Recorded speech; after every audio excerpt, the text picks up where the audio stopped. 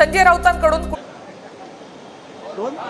Sir, महसूलकडे तुम्ही महत्त्वाची मागणी केली होती अनधिकृत बांधकामाचा, नेमकं काय विषय होता आणि काय आदेश आले?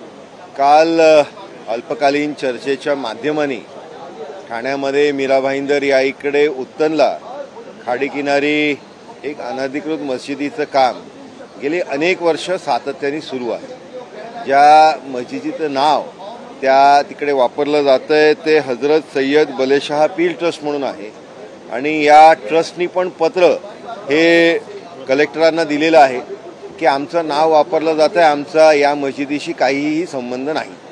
त्यानंतर 2011ला तत्कालीन ॲडिशनल SP या संदर्भातलं शासनाला आणि कलेक्टरांना पत्र दिलं की ही जी अनधिकृत बांधकाम होतं आहे हे खाडीकिनारी असल्या कारणाने आणि 2003 नंतर हे बांधकाम होत 2003 नंतर हे होणारं बांधकाम तर मुंबईला टेररिस्ट अटॅक्सच्या पार्श्वभूमीवरती हे धोकादायक आहे आणि हे ठाणे आणि मुंबईच्या मध्ये असल्या कारणाने याच्यावरती ताबडतोब कारवाई करण्यात यावी, तसं स्थानिक तहसीलदारांचाही अहवाल होता।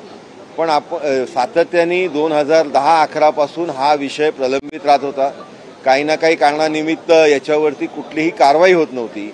काल अल्पकालीन चर्चेमध्ये हा विषय घेतल्यानंतर सन्माननीय बावनकुळे साहेब यांनी या संदर्भातलं सभागृहाला आणि मला आश्वासन दिले की मेच्या आत या संदर्भातली कारवाई होईल आणि याच्यामध्ये हे जे अनधिकृत बांधकाम आहे हे रेव्हेन्यूच्या जागेवर असल्या कारणाने याच्यावरती कारवाई होऊन हे हटवलं जाईल।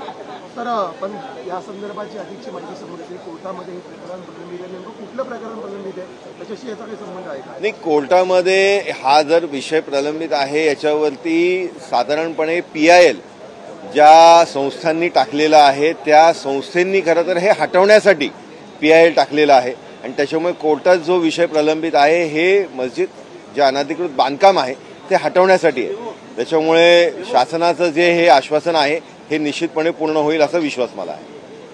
धन्यवाद सर।